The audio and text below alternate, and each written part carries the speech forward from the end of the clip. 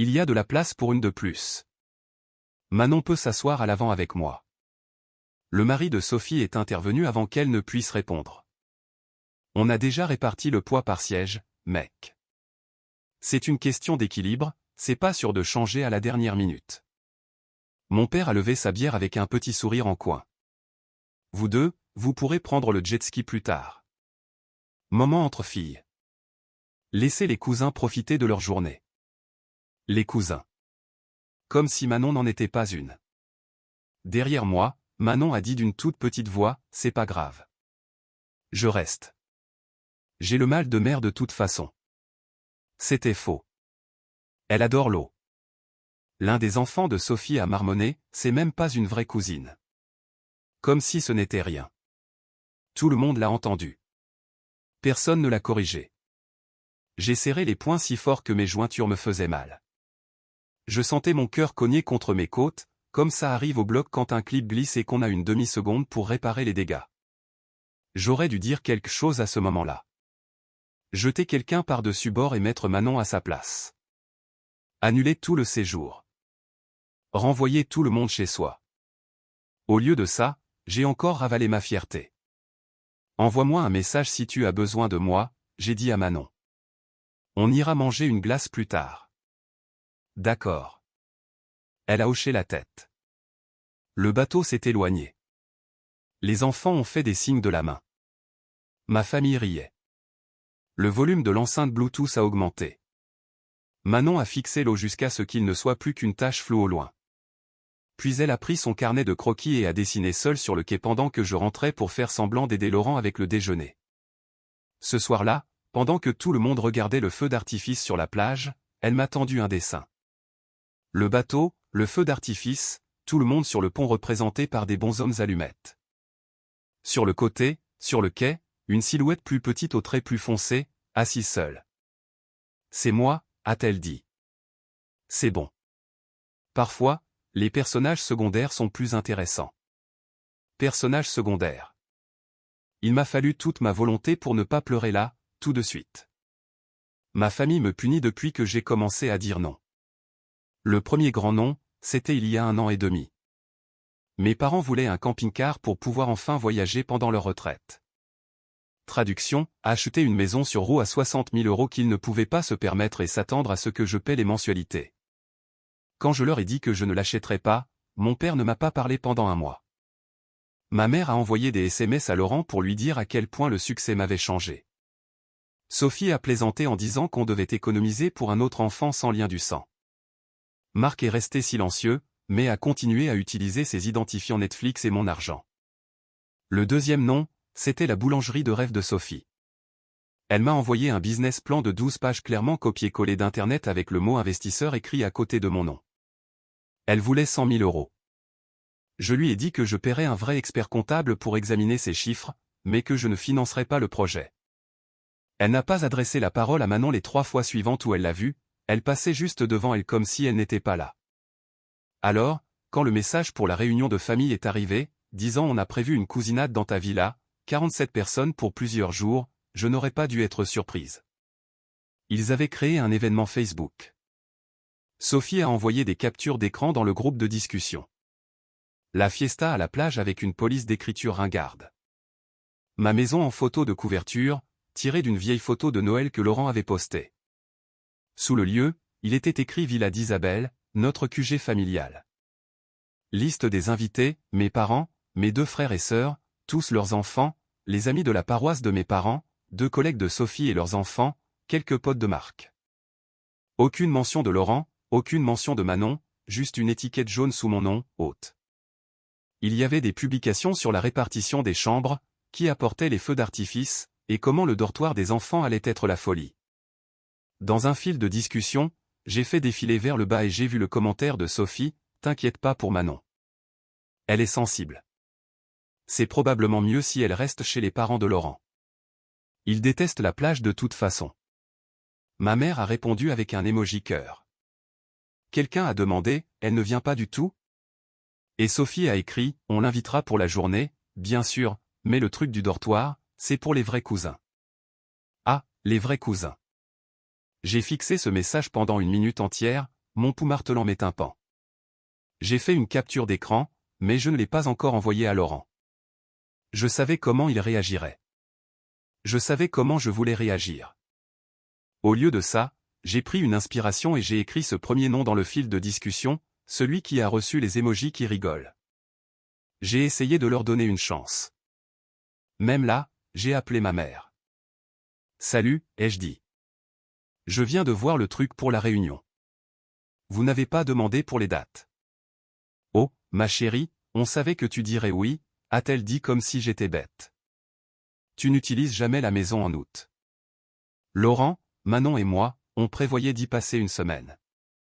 J'ai menti. On avait parlé d'y aller peut-être à l'automne, mais j'avais besoin que ça porte. Étage 47 personnes, c'est au-dessus de la capacité autorisée. L'association des propriétaires. Oh, commence pas avec ton règlement, m'a-t-elle coupé. Tu es toujours si rigide. C'est la famille. Maman, ai-je dit prudemment. J'ai aussi vu les commentaires sur Manon. Silence. C'était pour rire, a-t-elle fini par dire. Tu sais comment est Sophie. Ne prends pas tout si personnellement. Manon est différente. Elle n'aime pas le bruit. On ne veut pas qu'elle soit mal à l'aise. Tu veux dire que vous ne voulez rien adapter pour elle.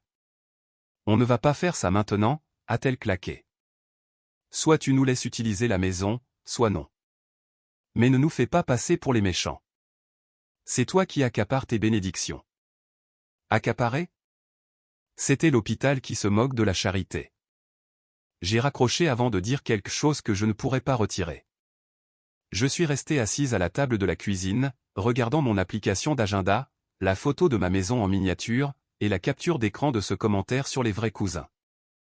Quelque chose a fait clic en moi. J'avais passé des années à ouvrir des crânes, à déplacer délicatement les parties du cerveau qui contrôlent la parole, la mémoire, le mouvement. Je tiens la vie des gens entre mes mains pendant des heures. Et pourtant, je laissais encore ma famille traiter ma fille comme un personnage secondaire dans une vie pour laquelle je me tuais à la tâche. C'était la goutte d'eau.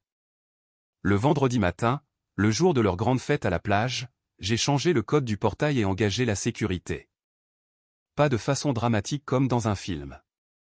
Juste des coups de fil, des connexions et des emails de confirmation. D'abord, j'ai appelé le gestionnaire de la copropriété. Bonjour, c'est le docteur Isabelle Chevalier, Villa 12B, ai-je dit. Je voudrais mettre à jour ma liste d'accès pour le portail et demander une sécurité sur place pour le week-end. La femme au bout du fil s'est immédiatement redressée. Bien sûr, docteur Chevalier, qu'est-ce qu'on modifie? Supprimer tous les badges d'invités récurrents existants, ai-je dit. Surtout tout ce qui est sous les noms de famille Chevalier, le nom de jeune fille de ma mère ou celui de Sophie. C'étaient les noms de mes parents, de Sophie et de Marc. Tout est supprimé, a-t-elle dit après quelques clics. La liste d'invités actuelle est vide. Bien. Et je voudrais un gardien au portail de midi à 20h aujourd'hui et demain. Personne n'entre dans ma propriété à moins que son nom ne soit sur la liste que je vais vous envoyer par mail. Aucune exception. Je lui ai envoyé une liste courte. Isabelle Chevalier, Laurent Chevalier, Manon Chevalier. 3 noms. C'était tout. Ensuite, je me suis connecté à l'application de la serrure connectée de la maison et j'ai réinitialisé tous les codes. Celui que ma mère utilisait, celui que j'avais donné à mon frère pour les urgences, celui générique que je gardais pour les artisans et le ménage. Disparu. Nouveau code que seul Laurent, Manon et moi connaissions. Puis j'ai ouvert mon application bancaire et je suis allé sur la carte familiale que j'avais mise en place il y a 3 ans, celle que mes parents utilisaient pour l'essence et les urgences, et que Marc et Sophie avaient empruntée pour faire les courses plus d'une fois. Solde, 1982,64 €. Toutes les dépenses récentes venaient de chez Carrefour, Leclerc et d'un magasin de feux d'artifice à 3 villes de là. J'ai viré tout le solde restant sur mon compte principal et j'ai appuyé sur le bouton pour faire opposition à la carte. Êtes-vous sûr? A demandé l'application. Je n'avais jamais été aussi sûr. Oui. Enfin, j'ai appelé la société de télésurveillance locale que j'utilise pour l'alarme de la maison.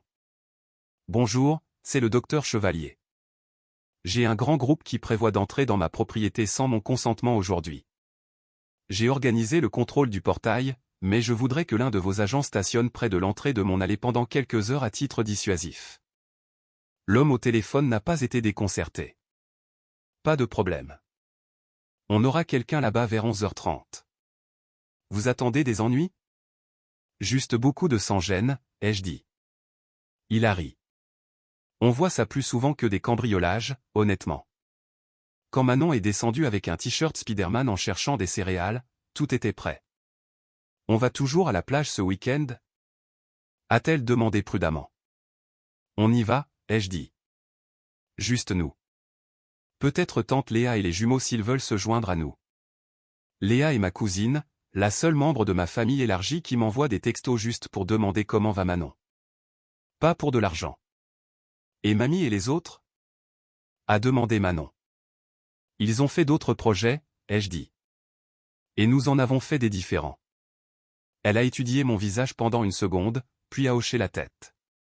D'accord. On a chargé la voiture. Laurent n'arrêtait pas de me jeter des coups d'œil dans le rétroviseur pendant qu'on conduisait. Ça va? A-t-il demandé doucement quand Manon a mis son casque. Je crois que j'ai fini, ai-je dit. Fini d'être leur portefeuille, fini de les supplier de voir notre enfant. Laurent a tendu la main et a serré la mienne. Alors finissons. Nous étions déjà à la villa, déballés et pieds nus, quand le premier SUV s'est arrêté au portail. Je l'ai vu sur l'application de sécurité de mon téléphone. La caméra du portail montrait le SUV blanc de mes parents, le monospace de Sophie derrière eux, quelques autres voitures plus loin, des glacières empilées, des planches de paddle gonflables attachées sur les toits, des enfants collés aux fenêtres. Ma sœur m'a appelé immédiatement. J'ai laissé sonner jusqu'au répondeur. Un instant plus tard, un numéro différent s'est affiché. Le poste de garde. Docteur Chevalier, la voix du gardien a grésillé. Nous avons un groupe ici qui insiste sur le fait qu'ils ont la permission d'accéder à votre propriété. Ils sont énervés.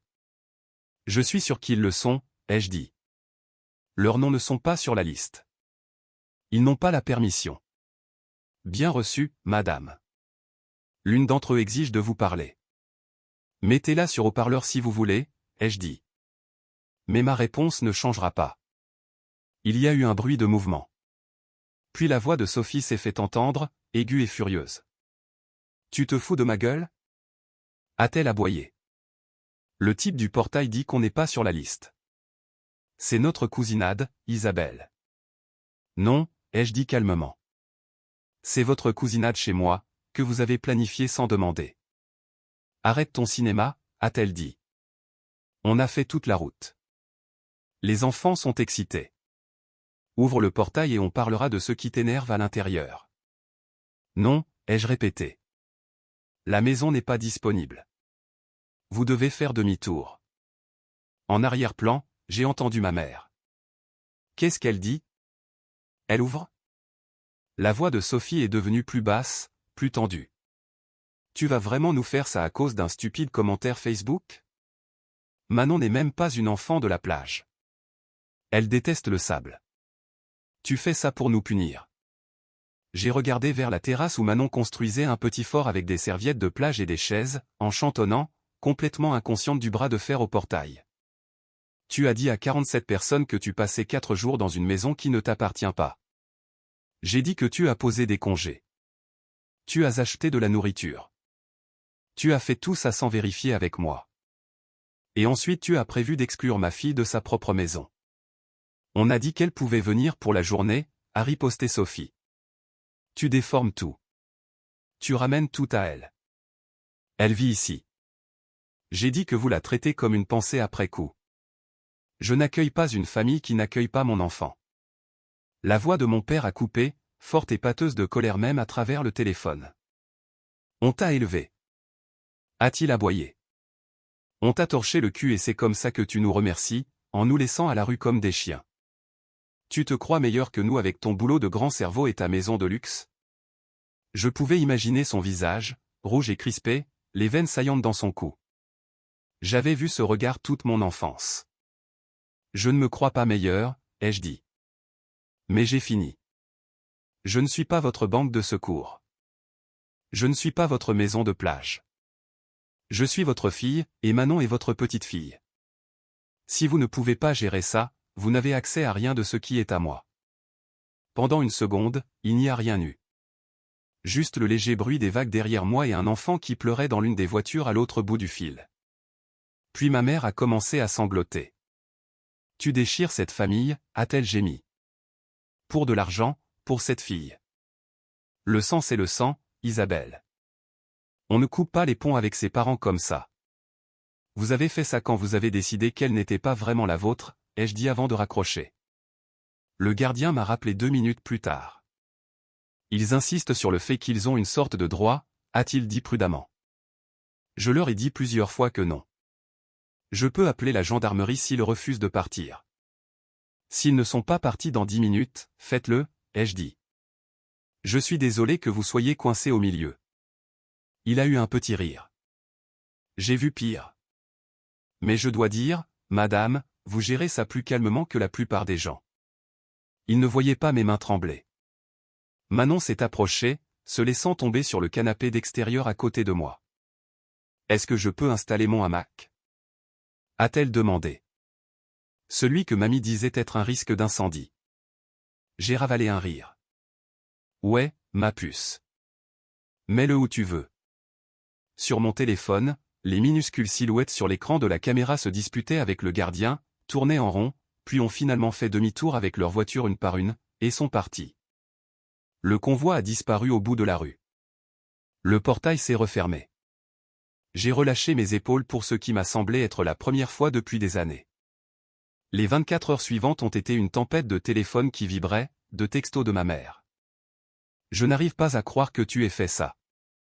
On est assis dans un hôtel Formule 1 à cause de toi. La tension de ton père crève le plafond. Puis la culpabilisation. On avait déjà acheté toute la nourriture. Pense aux enfants. Tu as gâché leur été. Manon s'en remettra. Elle ne s'en souviendra même pas. Les textos de mon père étaient plus courts, plus durs. Tu nous es redevable après tout ce qu'on a fait. Profite de ta précieuse maison. Tu mourras seul dedans.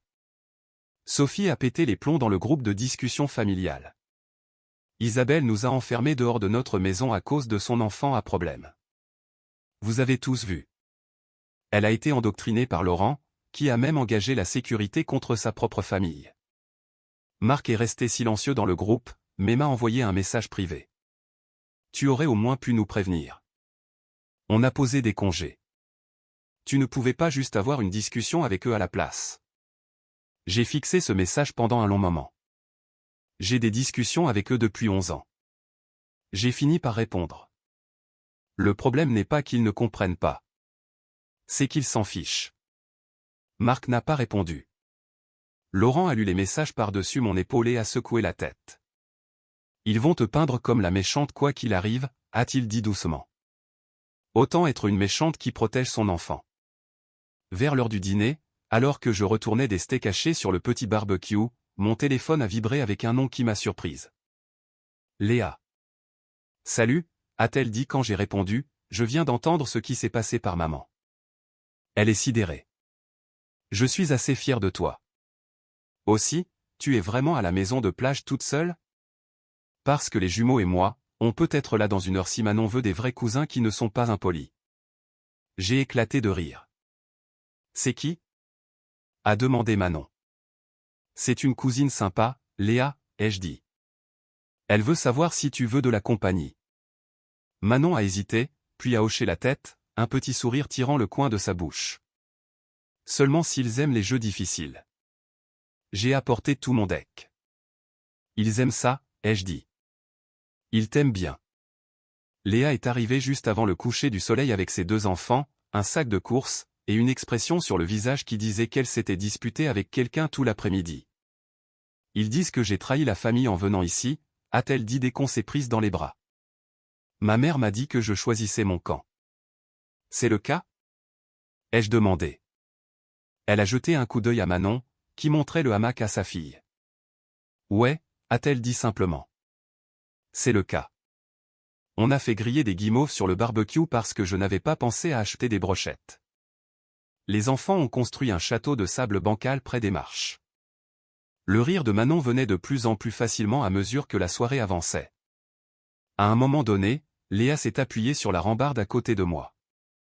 J'ai vu ce fil de discussion Facebook, a-t-elle dit doucement. Le truc sur les vrais cousins. Je voulais dire quelque chose à ce moment-là, mais ma mère m'a dit de ne pas m'en mêler. Je suis désolé de ne pas l'avoir fait. Tu es là maintenant, ai-je dit. C'est ce qui compte.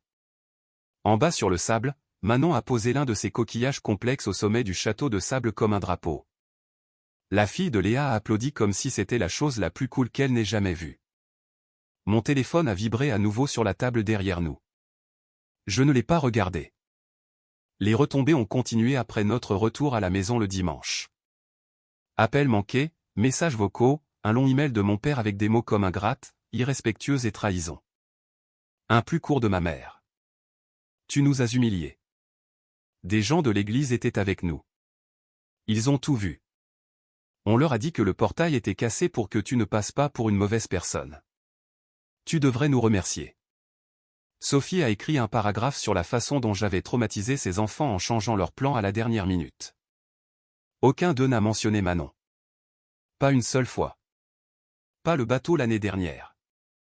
Pas le commentaire sur les vrais cousins. Pas l'exclusion du dortoir de la Réunion. Pas la chaussette de Noël. Pas les années de petites blessures. Ils parlaient d'argent, de commodité, d'apparence. J'ai réalisé alors que ça n'avait jamais vraiment été une question de famille pour eux. J'étais une ligne dans leur budget, une ressource, une porte qui restait ouverte tant que je ravalais les couleuvres. Cette porte était fermée.